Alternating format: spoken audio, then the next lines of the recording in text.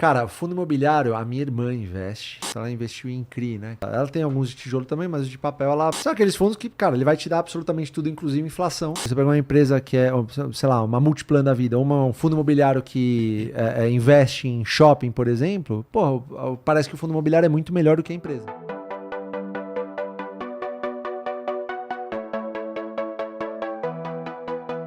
Sobre os fundos imobiliários, já teve algum momento que você investiu? Cara, fundo imobiliário, a minha irmã investe. E ela investe. Aí que tá, é isso que eu acho interessante. A gente não investe em fundos imobiliários, mas o caso da minha irmã eu sempre acho interessante de ser estudado, porque é uma pessoa que viu eu fazendo essa. Ela da família, acho que foi a última que acabou entrando na estratégia, né?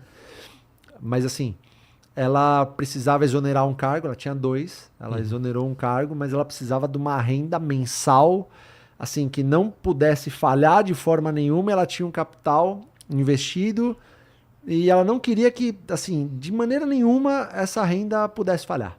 E ela queria, por exemplo, viver com uma porcentagem grande do que aquele patrimônio poderia gerar de renda. Isso, então ela estipulou uma renda assim de 70% do que aquilo iria gerar, para falar, meu, esse 70 aqui eu pego, os outros 30 eu reinvisto. Ela investiu em CRI, né? Que o CRI, Fundo de papel. Fundo de papel, ela tem alguns de tijolo também, mas os de papel, ela... São aqueles fundos que, cara, ele vai te dar absolutamente tudo, inclusive inflação. Sim. Você tem que ser no organizado. Dividendo já direto. Exatamente, você tem que ser organizado, assim, para reinvestir uma parte, senão você vai ser comido também, teu patrimônio, né? Sim. É uma coisa que ela fez porque ela não tinha tanta confiança na estratégia, mas eu achei assim, racionalmente, eu achei inteligente de uma certa... Eu não consigo... Assim, eu não sou contra fundos imobiliários, mas quando eu falo para você que o mercado no fundo imobiliário ele pega 95% do dividendo e te devolve, ele não está investindo em nada. 5% tem uma parte lá que ele usa, ele tem que fazer de reserva de capital e tudo mais.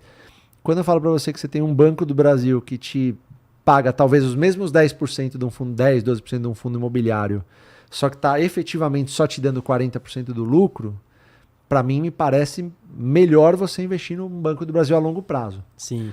Mas, no caso dela, eu entendi o racional. Né? Tipo, queira sim, queira não, bateu uma pandemia e as empresas tiveram que reduzir o dividendo, tirando as elétricas. E não davam aquele dividendo mensal. O que eu acho que a gente deve fazer, assim como... o que eu acho que as pessoas devem fazer é sempre investir em empresa, na verdade. E assim, como eu disse, é uma posição respeitosa. Eu entendo os fundos imobiliários, eu acho que nada contra, mas eu acho que o horizonte das empresas, especificamente dessas empresas que eu estou falando, né, desses setores, o horizonte é muito mais rentável a longuíssimo prazo do que os fundos imobiliários. Mas nada contra, eu acho que um pode complementar o outro de maneira tranquila. Mas eu não particularmente, nem eu nem ninguém do AGF acaba investindo, né? Então acho que... Em nenhum momento você nunca comprou um fundo imobiliário? Não. Eu acho que assim, o fundo imobiliário, eu acho uma coisa interessante do fundo imobiliário, cara. Ele pega muito a galera pelo fato de distribuir mensalmente. Quando eu falo pega, dá a impressão que... não, pega não, é tipo... Cativa a pessoa. Cativa, exatamente. Parece que é um nadar no raso, assim, sabe? Mas você consegue nadar no raso também no mercado, na minha visão. Através de uma transmissora, através de um banco, através de uma geradora de energia, que são receitas mais previsíveis. Acontece que eu entendo também o fator psicológico. Você precisa se organizar, mano. Porque, cara, o banco vai te pagar, sei lá, em 12 meses ele vai te pagar 3, 4 vezes no ano, ou 6 vezes no ano.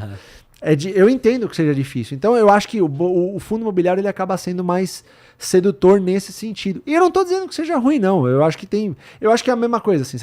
Mesma coisa no sentido de você tem que ter pessoas que administram muito bem isso para gerar valor no final do dia para você. Tem fundos imobiliários que devem ser espetaculares, mas se você pega assim, uma coisa que me pega muito para investir em CRI ou FI, ou fundo de tijolo, ou enfim, laje corporativa, essas coisas. O fundo imobiliário que tem mais tempo no Brasil, vocês sabem dizer qual é? Deve ser nem 20 anos, né? Sei lá, 15 anos, não sei. O Banco do Brasil tem 200 e tantos anos. A Klabin tem 120 e tantos anos de história. O Itaú tem não sei... Como eu falo de perenidade, longo prazo, resto da vida, eu entendo que essas empresas acabam, no longo prazo, gerando mais valor para o acionista. E já passaram pelo teste do tempo muito mais do que os fundos imobiliários. Mas eu não estou dizendo que é ruim, tá? Eu acho que... Para o brasileiro é muito mais fácil analisar o imóvel do que uma ação, eu entendo isso. Acho que esse que é o ponto. Para a pessoa entender qual que é a função que aquela empresa tem, o que ela faz exatamente, para a pessoa conseguir analisar o quanto de renda ela vai gerar de acordo com os indicadores agora, acaba sendo mais difícil do que o cara, por exemplo, eu abri um fundo de tijolo aqui e o quanto ele vai me gerar de renda está totalmente relacionado ao patrimônio que ele tem. Sim, sim. Perfeito. Pro brasileiro eu entendo totalmente que é muito mais fácil você analisar. E, cara, é sedutor também você falar, porra, eu tenho um imóvel na Faria Lima. Eu tenho um pedaço do imóvel na Faria Lima. Eu acho legal isso aí. Eu vejo que são produtos diferentes. Então, você está investindo em ações, você está investindo em empresas. Você está comprando um fundo imobiliário, você tem que, na minha visão, você tem que comparar e investir diretamente em imóveis. Sim, total. Então, por exemplo, você vai comparar, vou comprar um imóvel para alugar ou investir em fundo imobiliário. Aí acho que é uma comparação mais justa porque os dois são do mesmo setor, basicamente, que é o setor de imóveis. Só que o cara compra um imóvel para alugar, normalmente vai comprar um imóvel somente residencial. O cara não consegue comprar um galpão logístico.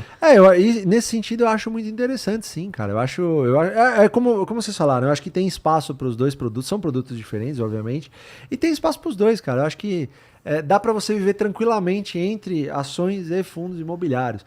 É que no passar do tempo eu não vejo como... É que a longo prazo, uma coisa que eu vejo é o seguinte, um fundo imobiliário, mesmo que seja de tijolo, o que ele vai conseguir rentabilizar, gerar de dinheiro vai estar completamente relacionado ao valor, o preço dos imóveis. Sim. As empresas não. As empresas, elas vendem produtos, serviços, enfim. Tem mais instrumentos. Tem muito mais possibilidade de conseguir crescer ao longo do tempo do que um imóvel que às vezes vai se corrigir somente com a inflação. Ou mesmo que seja um ótimo imóvel e subir acima da inflação. Sim. Uma empresa tem capacidade de gerar muito mais valor do que simplesmente um imóvel que é alugado que é obrigado a distribuir 95% de todos os lucros. Agora, você pega, por exemplo, uma empresa de shopping ou de... Eu já vi esse estudo. Tipo, você pega uma empresa que é, sei lá, uma Multiplan da vida, ou um fundo imobiliário que investe em shopping, por exemplo, parece que o fundo imobiliário é muito melhor do que a empresa. Que tem casos que investir na ferramenta é mais interessante do que investir no fim. Exato. Então, assim, eu acho que assim, são produtos que são, cara,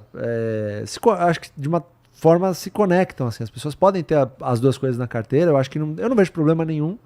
É que, assim, o meu próprio DNA, eu não teria como investir em fundo imobiliário porque eu nasci investindo em ações. Eu vi que isso aí deu muito certo. E é o que deu certo, então hoje não faz sentido. Não faz sentido. Vou colocar em fundo imobiliário aqui, sendo que nem utilizado de todos os dividendos você utiliza para viver. Então... Exato. Então, mas, cara, eu condeno de jeito nenhum, cara. Eu acho que, cara, nem outros investimentos. Bitcoin também. Cara, tá tudo certo. Basta você ter o teste do travesseiro lá. Você deitou e tá dormindo, beleza? Tá tranquilo, você tá num caminho que é próspero e tal. Beleza. Cara, o Bitcoin é uma reserva de emergência. Eu acho que é uma reserva... Pode de ser valor. Pode ser uma reserva de valor tranquila. Eu acredito que possa... É que pode ser, não se provou ao longo do tempo ainda. Igual o ouro, por exemplo. É isso que eu ia dizer. Tipo, eu acho que se você estudou e tá confiante em relação a isso, beleza. Não é o que eu faço, porque eu não consigo ter a tranquilidade que as pessoas têm para investir em Bitcoin. Mas eu não condeno, jamais vou condenar, cara.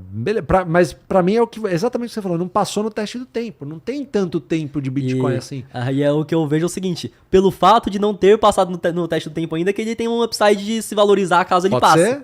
Só que ao mesmo tempo é aquilo, tem o risco de não passar no teste do tempo, né? Exatamente. E conforme o tempo tem passado também, o upside vai ficando menor. Também um ativo que tem, sei lá, 200 milhões de market cap, para se multiplicar várias vezes, é muito mais fácil de entrar capital que vai fazer isso. Agora, um Bitcoin hoje vale o quê? 700 bi de dólar. Sim. Para passar a valer... 7 tri. Para passar a valer 10 vezes mais, já tem que entrar muito mais dinheiro no mercado. Tem isso.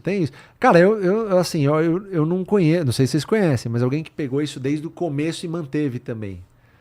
Eu não conheço, mas já veio gente aqui que falou que conhece.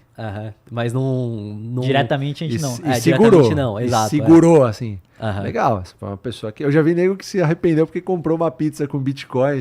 Tem o Pizza Day, né? Que ele comprou 2 pizzas por... Se não me engano, acho que eram 10 mil Bitcoins, alguma coisa assim. Se achou na vantagem pra caramba, hoje teria não sei quantos bilhões de dólares em Bitcoin. Cara, eu acho Mas acho que esse Pizza Day foi um grande marco, porque foi a primeira vez que você conseguiu trocar realmente Bitcoin por alguma coisa. Você conseguiu fazer passou, tangibilizar, né? O Bitcoin passou a ter algum valor porque foi trocado por algo. Se não tivesse acontecido isso, acredito que em algum momento depois alguém ia trocar, mas mesmo o cara, deixando de ter bilhões, se ele segurasse até hoje, foi importante.